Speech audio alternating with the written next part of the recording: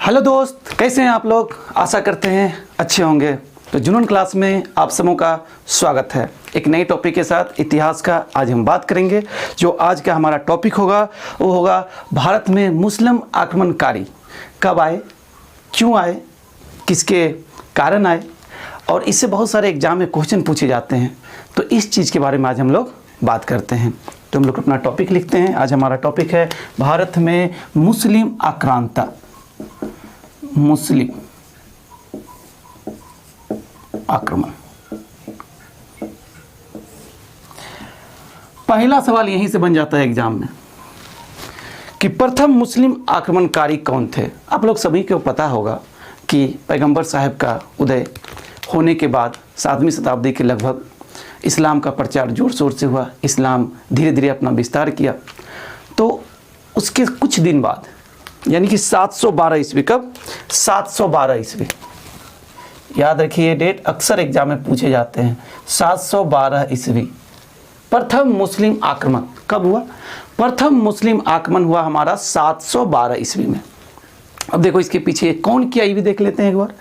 कौन किया? मोहम्मद बिन कासिम। क्या नाम था? मोहम्मद बिन कासिम। याद रखना ये नाम एग्जाम में आपसे पूछे जाएंगे।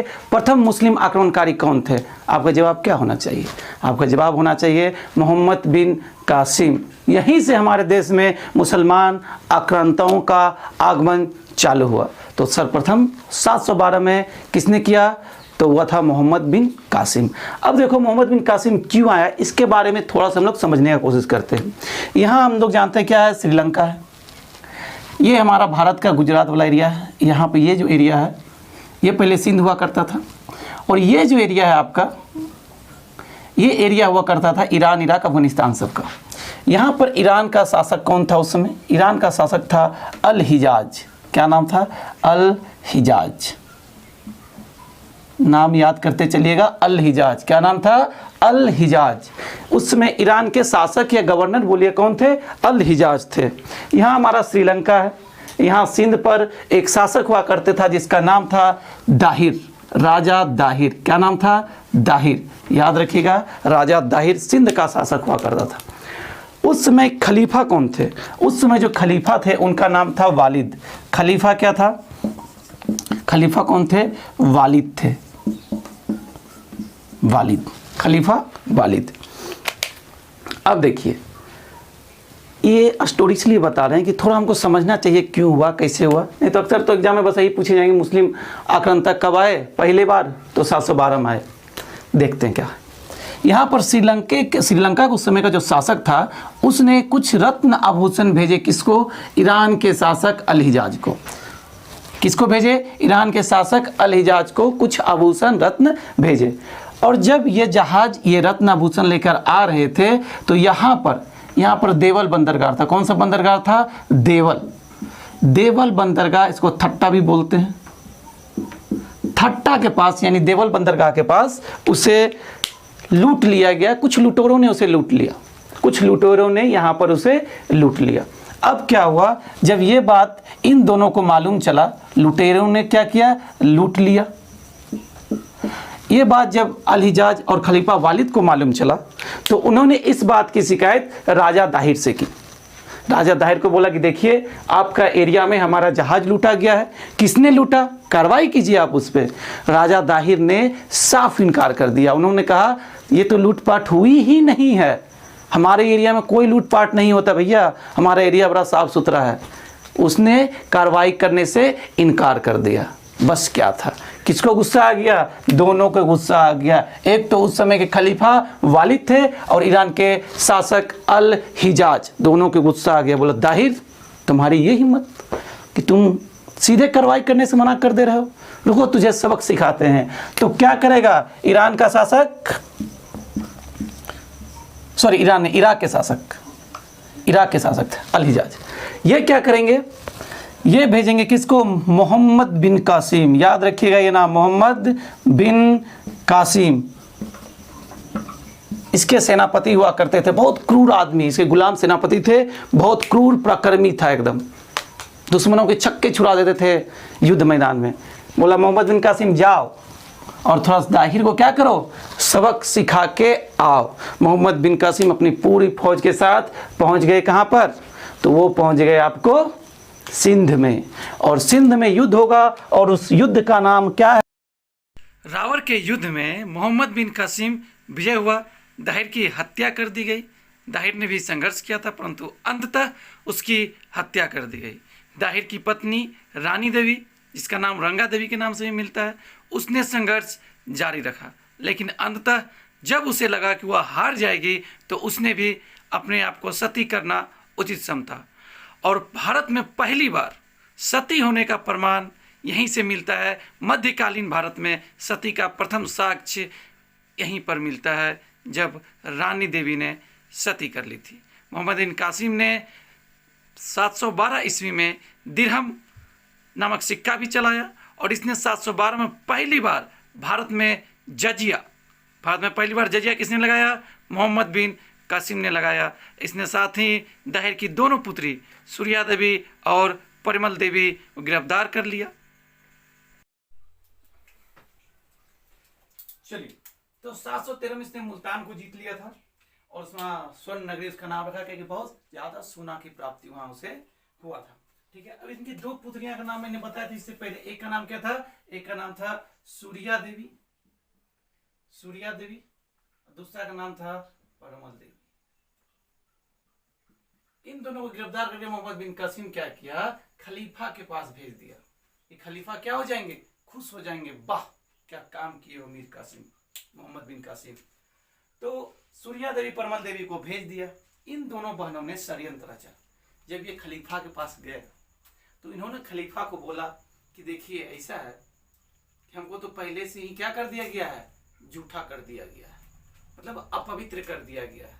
खलीफा क्रोधित हो गए कि मोहम्मद बिन कासिम की ये मजाक कि वो अपवित्र चीज मेरे पास भेज रहा है। तो उसने आदेश दिया क्या कि जाओ मोहम्मद बिन कासिम को भैंस की छाल में बंद करके लाओ। और भैंस की छाल में जब उसे बंद करके ले जाया जाता है तो रास्ते में उसकी दम घुटने से मृत्यु हो जाती है। तो आप इतना समझिए मोहम्मद बिन कासिम कब आए, क्यों आए, कहाँ पर थे। एक बार रिवीजन कर लेते हैं। 712 में आए, रावर का युद्ध हुआ, दाहिर और उनके बीच में हुआ। एक पुस्तक का नाम याद कर लो, इसका नाम है चाचनामा।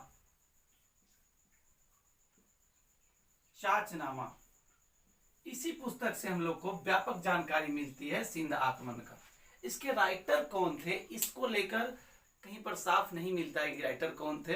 बोला जाता है कि मोहम्मद बिन कासिम का कोई सैनिक था, उसने इसे अज्ञात नाम से लिख दिया था। तो वो देख लिए हम लोगों ने। चाचनामा क्या था? चाचनामा का फारसी में अनुवाद हुआ था, नहीं अरबी में अनुवाद हुआ था। किसमें? अरबी में अनुवाद कौन किया था? अरबी में अनुवाद। एक क्वेश्चन आते हैं एग्जाम में कि चाचनामा का अरबी में अनुवाद कौन किया था?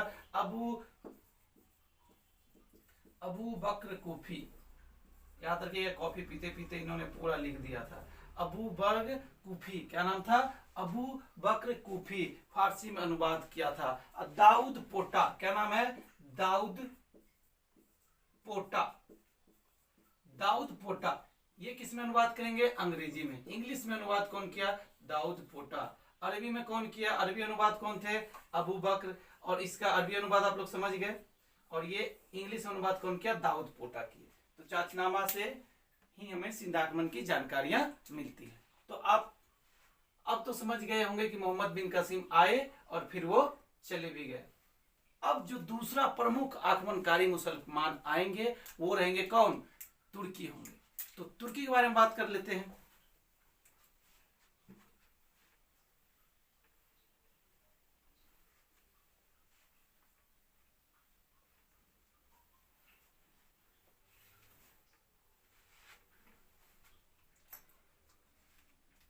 गजनी साम्राज्य की नींव अल्पतगीन ने रखी थी। अफगानिस्तान में अल्पतगीन ने गजनी साम्राज्य की नींव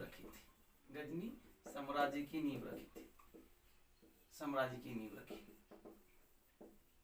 इनके बारे में हम लोगों को नहीं पढ़ना है, क्योंकि हमें तो पढ़ना है कि भारत में किसने आक्रमण किया। तो भारत में इसी वंश का एक शासक होगा जिसका नाम क्या होगा? गजनी वंश का शासक होगा, उसका नाम होगा सुबक्तगीन। क्या नाम होगा? सुबक्तगीन प्रथम तुर्की, सुबक्तगीन प्रथम तुर्की, जिसने क्या किया, भारत पर आक्रमण किया। प्रथम तुर्की जिसने भारत पर क्या किया, आक्रमण किया।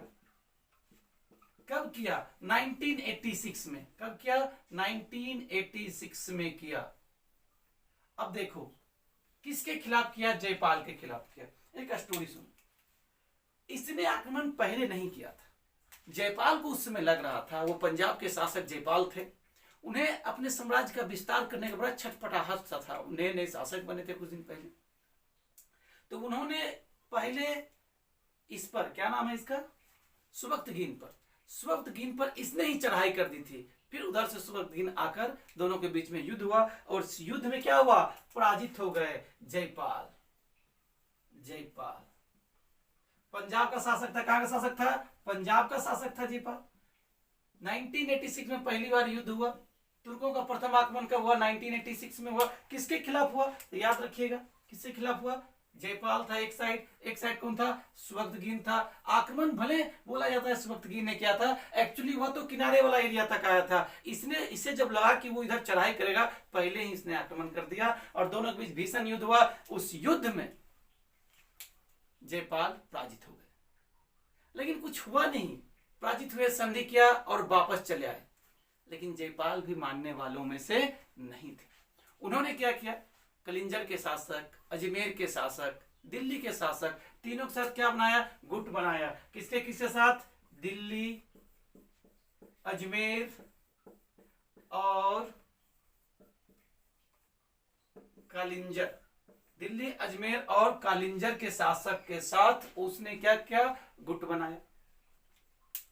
इस बात का भनक जब लगा, सुबक्तगीन को जब इस बात का पता चला, तो उसने क्या किया कि सबसे पहले वो यहां पर 1987 में क्या कर दिया, आक्रमण कर दिया। 1987 में आक्रमण कर दिया। 1987 में आक्रमण कर दिया, ठीक है।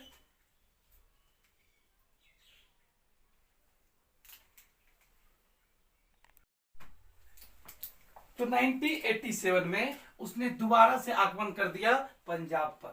किसने, सुबक्तगीन। और ये उसका पहला सफल आक्रमण रहा, क्योंकि इस बार उसने जयपाल को पराजित भी किया और पेशावर को लूट लिया। पेशावर पर अधिकार कर लिया, पेशावर पर अधिकार कर लिया। तो पहला आक्रमण कब, 1986 में। किसके खिलाफ, पंजाब के शासक जयपाल के खिलाफ। दूसरा आक्रमण एक ही साल बाद 1987 में, वो भी किसके खिलाफ, पंजाब के जयपाल के खिलाफ। और इस बार उसने क्या जीत लिया, पेशावर को जीत लिया। यहां तक कहानी समझ गए। उसके बाद उसने भारत में विस्तार करने की नहीं सोची, वो उधर से उसी पार रहा, इस पार फिर नहीं आए। पंजाब तक रहा, उसके इधर नहीं आए, पेशावर तक ही रहा। पंजाब के शासक को तो हराया उसने। अब बात करेंगे सुबक्तगीन के पुत्र के बारे में। सुबक्तगीन के दो पुत्र थे, याद रखिएगा। सुबक्तगीन के कितने पुत्र थे, दो पुत्र। एक का नाम था इस्माइल और एक का नाम था महमूद।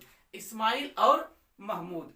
इस्माइल जो था उसको उसने उत्तराधिकार घोषित किया। किसने, सुबक्तगीन ने इस्माइल को अपना उत्तराधिकार घोषित कर दिया। लेकिन उसका अपना छोटा भाई महमूद ने अपने बड़े भाई की हत्या कर दी और गद्दी पर अधिकार कर लिया। तो 998, कब, 998 में महमूद गजनी का शासक बना। गजनी का शासक बना।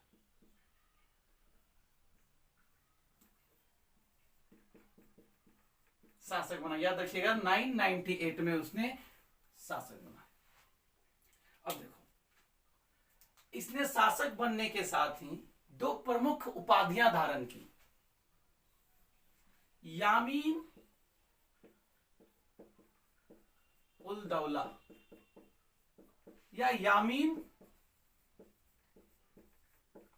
उल अल्लाह, ईश्वर का दाहिना हाथ। इसका मतलब होता है ईश्वर का दाहिना हाथ। एग्जाम में आपसे क्वेश्चन पूछे जाएंगे कि किसने यामीन उल दौला या यामीन उल अल्लाह की उपाधि धारण की थी। आंसर क्या होना चाहिए, महमूद गजनी। दूसरा चीज क्या है, प्रथम सुल्तान बनाया। सुल्तान सुल्तान, गजनी वंश का प्रथम सुल्तान बना। ठीक है, प्रथम सुल्तान, सुल्तान बना प्रथम। अब देखो सुल्तान क्या होता था, जो लोग खलीफा से अपनी पद की वैधानिकता को एक्सेप्ट करवा लेता था कि हाँ तुम इस क्षेत्र के शासक हो, एक खलीफा एक आदेश पत्र देता था, इसको सनद बोला जाता था। तो जो खलीफा से सनद प्राप्त कर लेता था वो सुल्तान कहलाते थे। और गजनी वंश के प्रथम शासक जिसने खलीफा से सनद यानी कि आदेश प्राप्त किया वो था आपको कौन, महमूद गजनी। प्रथम सुल्तान होना किस वंश का, गजनी वंश का। याद रखना, अब ये सुल्तान बन चुका है, अब इसका भारत पे आक्रमण चालू होगा। सबसे ज्यादा बार किसी ने अगर भारत पर आक्रमण किया तो वो महमूद गजनवी था। इसने 17 बार, इससे ज्यादा आक्रमण किया, 17 बार तो वो प्रमुख आक्रमण किया। और इसका उद्देश्य केवल और केवल धन लूटना था। इसे ऐसा भी बोला जाता है कि थोड़ा बहुत इस्लाम का प्रचार भी करना था, लेकिन प्रमुख उद्देश्य अगर पूछा जाए तो उसका प्रमुख उद्देश्य भारत में धन लूटना था। सेकेंडरी उद्देश्य उसका इस्लाम का प्रचार करना था। लेकिन उसने भारत में साम्राज्य स्थापना करने का कभी नहीं सोचा। ठीक है, जिसे मोहम्मद गोरी ने साम्राज्य स्थापित किया, इसने साम्राज्य स्थापना के बारे में नहीं सोचा। अब हम इसके प्रमुख आक्रमण के बारे में बात करते हैं, जहां से आपको एग्जाम में क्वेश्चन देखने को मिलेंगे। प्रथम आक्रमण इसका होता है 1000 ईस्वी में, पूरी 1000। ये रहता है पेशावर के खिलाफ। पेशावर, पहला आक्रमण किसके खिलाफ, पेशावर के खिलाफ। कब, 1000 में इसने आया, पेशावर को जीतकर चला गया। दूसरा आक्रमण सबसे इंपॉर्टेंट है, कहीं कहीं बुक में इसको प्रथम आक्रमण बोला जाता है, क्योंकि भारत के अंदर जो पहला आक्रमण था वो पंजाब में था और ये 1001 में था। अब देखो ये आक्रमण बहुत इंपॉर्टेंट है, एग्जाम में इसे कई बार क्वेश्चन पूछे जाते हैं कि पहला आक्रमण कौन था। पहला आक्रमण तो एक्चुअली पेशावर था, लेकिन भारत साइड में पहला आक्रमण कौन था, तो वो पंजाब में 1001 ईस्वी में था। और वहां के शासक उस समय भी कौन थे, जयपाल थे। अब देखो क्या हुआ, जयपाल को दो बार कौन हरा के गया था, इसका पिताजी सुबक्तगीन, ठीक है, अब्बू जान इसके। और अब इसको कौन हरा दिया, 1001 में पंजाब के शासक जयपाल को हरा दिया महमूद गजनी, बेटा ने भी हरा दिया। अब बेचारा टेंशन में आकर इसने आत्मदाह कर लिया। सोचा बाप ने भी हराया, बेटा ने भी हराया, हम किस लायक हैं, किसी लायक नहीं है। इसने आत्मदाह कर लिया। और मुस्लिम इतिहासकार इसे ईश्वर का दुश्मन बोलते हैं, ईश्वर का दुश्मन, ईश्वर का दुश्मन। अगर पूछ दिया जाए मुस्लिम इतिहासकार किस भारतीय शासक को ईश्वर का दुश्मन मानते हैं, तो याद रखिएगा जयपाल। इसी कारण कि उसने आत्महत्या कर ली। बोला कैसा कमजोर व्यक्ति है, इतना बड़ा राजा होकर उसने सुसाइड कर ली, तो ये था। इसके बाद इसने फिर कुछ ही दिन बाद कच्छ पे आक्रमण करेंगे, उसके दूसरे आक्रमण फिर मुल्तान के खिलाफ होगा, ये सब चलता रहेगा। लेकिन हमें इंपोर्टेंट एक आक्रमण देखना है, वो क्या था, इसने 1005 ईस्वी में, नहीं 1007 ईस्वी में इसका इंपोर्टेंट एक और आक्रमण देख लेते हैं। 1007 में, कब, 1007 ईस्वी में ओहिंद का शासक था, ओहिंद के खिलाफ। इसे एग्जाम में एक दो बार क्वेश्चन पूछे, इसीलिए इसे बता दे रहा हूं। ओहिंद कहां पे, मुल्तान के पास ही यह क्षेत्र है, मुल्तान के पास, ठीक है। इसमें वहां का शासक था सुखपाल। कौन था शासक, सुखपाल। लेकिन सुखपाल किसके नाती थे, ये नाती था किसका, जयपाल का। जयपाल का नाती सुखपाल शासन था, इसलिए इससे क्वेश्चन बनते हैं। इसने महमूद गजनी के आक्रमण का सामना किया, पराजित हो गए, संधि कर ली और इसने इस्लाम स्वीकार कर लिया। इसीलिए इससे क्वेश्चन बनता है वह कौन शासक था जो महमूद गजनी के डर से इस्लाम को स्वीकार कर लिया था। तो उसे पराजित होने के बाद सुखपाल ने इस्लाम को स्वीकार कर लिया था, इस्लाम धर्म को, और नौसा शाह की उपाधि धारण कर ली। कौन सी उपाधि, नौसा शाह की उपाधि, नौसा शाह की उपाधि धारण कर ली। तो ये भी याद रखना है कौन सा शासक था, सुखपाल। कब, 1007 में। किससे, महमूद गजनी ने से पराजित कर दिया और ये डर से क्या किया, इस्लाम को कबूल कर लिया। और ये हो गया आपको 1007 के आक्रमण। 1008 ये एग्जाम में कई बार पूछे गए हैं। नगरकोट, नगरकोट याद रखिएगा, नगरकोट कहाँ पे है? नेपाल में। नगरकोट कहाँ पे है? नेपाल में। नगरकोट कहाँ पे है? नेपाल में है। नगरकोट में 1008 में इसने आक्रमण किए, वहां पर लूट माट मचाया और वहां के मंदिरों को तोड़ा। तो क्वेश्चन इसी से बनता है कि प्रथम मूर्ति भंजक आक्रमण उसका कौन था, जिसमें उसने मंदिरों को, मूर्तियों को तोड़ा? तो 1008 नगरकोट जो कहाँ है? नेपाल में है। वहां के शासक कौन थे उस समय? वहां के शासक थे अनंतपाल। क्या नाम था? अनंतपाल। वहां के शासक कौन थे? अनंतपाल थे। 1008 आक्रमण कहाँ हुआ था? नगरकोट में हुआ था। महमूद गजनी का प्रथम मूर्ति भंजक आक्रमण कौन सा रहा, जिसमें उसने मूर्ति भंजक किया? वो था नगरकोट का 1008 में। इसे कई बार एग्जाम में क्वेश्चन पूछे गए हैं, तो आप इसे याद कर लो। 1008 नगरकोट। शासक कौन? अनंतपाल। शासक कौन? अनंतपाल। क्या क्या? मूर्ति को बहुत ज्यादा तोड़ा, मूर्ति भंजक, इसीलिए इसको बुद्ध शिकन कहा जाता है, मूर्तियों को तोड़ने वाला, बुद्ध शिकन। ठीक है, ये भी याद रखिएगा, बुद्ध शिकन हो गया। अब बात करते हैं इसके और कुछ प्रमुख आक्रमण में।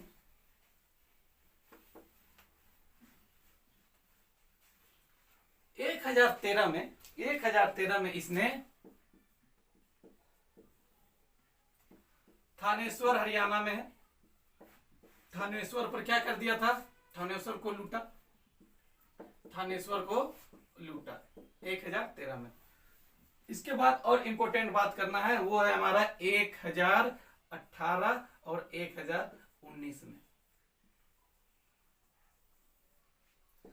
यहां से क्वेश्चन एग्जाम में कई बार पूछे गए हैं। उसने कन्नौज को कब जीता? 1018 में। उसने मथुरा को कब जीता? 1018 में।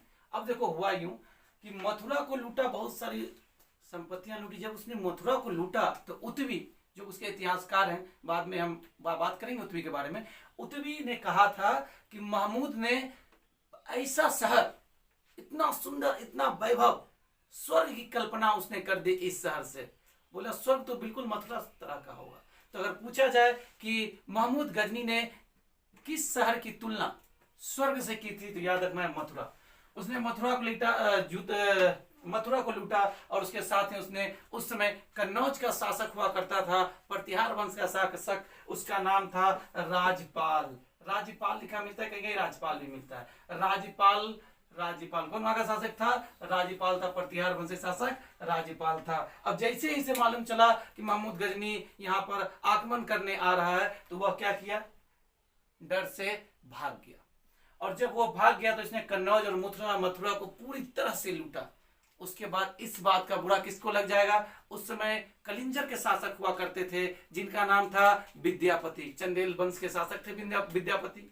विद्यापति को इतना ज्यादा गुस्सा आया कि उसने इस पर, जब वो लूट के चला गया गजनी, तो उसने राज्यपाल पर आक्रमण किया और उसे पराजित करके उसकी हत्या कर दी। तो यहां से एग्जाम में क्वेश्चन पूछे जाते हैं कि वह कौन सा शासक था जिसने राज्यपाल की हत्या इसलिए कर दी क्योंकि उसने गजनी का आक्रमण का सामना नहीं किया था। तो याद रखिएगा, वो शासक थे राज्यपाल, जिसको कौन हत्या कर दिया? विद्यापति। ये प्रतिहार शासक, वो चंदेल शासक। तो ये याद रखना है आपको। दो और महत्वपूर्ण आक्रमण है, ठीक है, वो देख लेते हैं हम लोग। एक हुआ था 1024 में। 1024 में अनिलवार के खिलाफ। तो देखो, कहीं कहीं आपको सोमनाथ में ना 124 का डेट दे देता है, तो याद रखिएगा, अनिलवार को लूटा। गुजरात के खिलाफ, यानी गुजरात में अगर पहली बार उसने कहीं जीता तो वो अनिलवार का क्षेत्र था। तो गुजरात में उसका प्रथम आक्रमण जो था 1024 में अनिलवार के खिलाफ हुआ था। गुजरात में दूसरा जो आक्रमण हुआ उसका 1025 में हुआ, 1025 में। और सबसे ज्यादा क्वेश्चन आपको यहीं से पूछे जाएंगे कि 1025 में सोमनाथ को कब लूटा? सोमनाथ मंदिर को लूटा। सोमनाथ मंदिर को कौन लूटेगा? और कौन लुटेरा था? एक ही तो लुटेरा था, महमूद गजनी। और ये सोमनाथ को 1025 में लूटा। और आपको एक बात बता देते, जब सोमनाथ को वो लूटने आया था तो उस समय लगभग 50,000, कितने? 50,000 लोग सोमनाथ मंदिर के बाहर शिव जी की उपासना कर रहे थे। और लुटेरा आया लूटने के लिए और 50,000 लोग भक्ति में लगे रहे कि शिव जी उनको बचाएंगे। जो भगवान क्या बोलते हैं, कोशिश तो करो। इन लोगों ने कोशिश ही नहीं किया, चुपचाप देखते रहे, वो पूरा मंदिर लूटा, सोने जवाहरात उठा के ले गए। याद रखना 1025 में जब ये सोने को लेकर जा रहा था, सोमनाथ मंदिर से लूटे हुए आभूषण, स्वर्ण, इन सब चीजों को जब लेकर, बहुत सारे धन यहाँ से लेकर गए थे, तो रास्ते में जाटों ने बहुत ज्यादा परेशान किया था। हरियाणा सिंध वाले क्षेत्र के जाटों ने बहुत ज्यादा परेशान किया। तो अंतिम उसका जो आक्रमण होगा 1027 में, भारत के खिलाफ उसका अंतिम आक्रमण 1027 में जाटों के खिलाफ। ये क्वेश्चन आता है कि अंतिम आक्रमण कब हुआ था? 1027 में। 17वां आक्रमण कब हुआ था? 1027 में। किसके खिलाफ? जाटों के खिलाफ। और उसके बाद गजनी का मृत्यु हो जाता है और उससे आक्रमण होने बंद हो जाते हैं। 1030 में उसकी मृत्यु हो जाती है। इतना आप समझ गए। अब बात करते हैं गजनी के समय में 2-3 प्रमुख राइटर जो उनके साथ आए थे, उसके बारे में बात कर लेते हैं, जो एग्जाम में उससे क्वेश्चन भी आते हैं। एक प्रमुख राइटर का नाम सुना, उत्तवी। अभी मैंने एक बार बोला भी था, उत्तवी। उत्तवी जो थे, उनके दरबारी कवि थे, उनके सचिव का भी काम करते थे उत्तवी। लेकिन याद रखिएगा, जो उत्तवी थे वो भारत आए ही नहीं। बिना भारत आए उसने भारत के बारे में कितना कुछ लिख डाला। तो उत्तवी भारत नहीं आए थे। इन्होंने बुक का नाम लिखा, उसका नाम था किताब उल यामिनी। अभी कुछ पहले यामिनी के बारे में बताया था। यामिनी उल दौला की उपाधि गजनी ने धारण की थी। किताब उल यामिनी, या इसको तारीख उल यामिनी भी लिख सकते हैं, कहीं कहीं तारीख उल यामिनी लिखा हुआ मिलता है। तारीख उल यामिनी, तारीख उल यामिनी। तारीख मतलब इतिहास होता है, ठीक है। एक और आए कौन? अल ब्रूनी। अल ब्रूनी बहुत महत्वपूर्ण है। अल ब्रूनी, क्या नाम है? अल ब्रूनी, ठीक है। अल ब्रूनी जब ये पहली बार आक्रमण करने आ रहा था तो उस समय उसके साथ चले आए थे, और जब ये गया तो ये कुछ दिन यहीं रहे, भारत में घूमे फिरे, भारत के समाज, खगोल शास्त्र, ज्योतिष, सब कुछ का अध्ययन किया, और इनका बुक बड़ा प्रमाणित माना जाता है। और कई बार एग्जाम में इससे क्वेश्चन आए हैं। इसके बुक का नाम था क्या? तहकीक ए हिंद। क्या नाम था? तहकीक हिंद या तहकीक उल हिंद। तहकीक उल हिंद, जो कभी कहीं कहीं कहीं पर किताब उल हिंद भी रहता है। तो किताब उल हिंद, दोनों नाम याद रखिएगा। तहकीक हिंद या किताब उल हिंद पूछे तो अल ब्रूनी किसके साथ आया था? गजनी के साथ आया था। इसने उस समय के समाज पे, उस समय के ज्योतिष पे, खगोल शास्त्र पे, सब कुछ के बारे में लिखा। उसने ये भी लिखा उसमें भारत खगोल शास्त्र और ज्योतिष में कितना आगे था। उसने भारत में पराजय होने के कारण भी बताया कि भारत में सिर्फ मुसलमान युद्ध लड़ते थे, सिर्फ राजपूत युद्ध लड़ते थे। एक ही कास्ट का काम था युद्ध लड़ना, बाकी कितना भी योग्य क्यों ना हो उसे सेना में भर्ती नहीं लिया जाता था। इन सब कारणों से हम हारे हैं। हमारे पास संसाधन की कमी नहीं थी, योग्यता की कमी नहीं थी, हम हारे। तो कुछ किताबों, मनु जैसी किताबों में उन्होंने लिखा, उन सबसे जो जाति प्रथा बनी, उन सब की वजह से हम लोग हारे हैं, ठीक है। एक और नाम याद रखिएगा, उसका नाम है फिरदौसी। क्या नाम है? फिरदौसी। शाहनामा। क्या नाम था? शाहनामा। इसे इराक का महाभारत भी बोला जाता है। शाहनामा की रचना कर दी, उससे भी भारतीय इतिहास के बारे में पता चलता है, ठीक है। तो ये प्रमुख 3 याद रखिएगा। और हकीम करके थे, उन लोग को छोड़िए, बहुत ज्यादा हो जाएगा। उत्तवी, अल ब्रूनी, फिरदौसी को याद रखिएगा। उत्तवी, अल ब्रूनी, फिरदौसी। किताब उल यामिनी किसने लिखा? उत्तवी ने लिखा। तहकीक उल हिंद किसने लिखा? अल ब्रूनी ने लिखा। और शाहनामा की रचना किसने की? फिरदौसी ने की। तो इस तरह से 1000 से लेकर 1027 तक उसने भारत को 17 बार लूटे, भारत में साम्राज्य स्थापित नहीं किया। उसका उद्देश्य क्या था? बहुत सारे धन की प्राप्ति करना, उसे लूटकर ले जाना, थोड़ा बहुत इस्लाम का प्रचार कर देना, मंदिरों को तोड़फोड़ कर देना। सोमनाथ मंदिर को तोड़ा। सोमनाथ मंदिर के रिकंस्ट्रक्शन कई बार हुए। उस समय जब तोड़ा तो उस समय वहां के शासक भीम प्रथम हुआ करते थे। जब उसने लूट कर वापस चला गया तो एक ही साल बाद 1026 में उसने इसका रिकंस्ट्रक्शन, पुनः निर्माण करवाया। उसके बाद फिर आपको बाद में 1765 में अहिल्याबाई ने इसका रिकंस्ट्रक्शन करवाया, जब औरंगजेब ने इसे तोड़ा था। फिर 1950 में सरदार वल्लभ भाई पटेल ने इसका रिकंस्ट्रक्शन करवाया। तो सोमनाथ मंदिर से ये भी क्वेश्चन आता है कि इसका पुनर्निर्माण किसने करवाया? तो तीनों याद रखिएगा। पहली बार कौन करवा दिया? पहली बार लूटा गया तो भीम प्रथम ने करवाया। दूसरी बार औरंगजेब ने जब तोड़ा तो अहिल्याबाई ने करवा दी। उसके बाद तीसरी बार 1950 में हमारे प्रथम उप प्रधानमंत्री, प्रथम गृह मंत्री सरदार वल्लभ भाई पटेल ने क्या किया? रिकंस्ट्रक्शन यानी मरम्मत करवाया, पुनः निर्माण करवाया। तो आज का क्लास आप लोगों को कैसा लगा? अच्छा लगा तो सब्सक्राइब करें, लाइक करें आशा करते हैं आप लोग समझ गए होंगे। Thank you.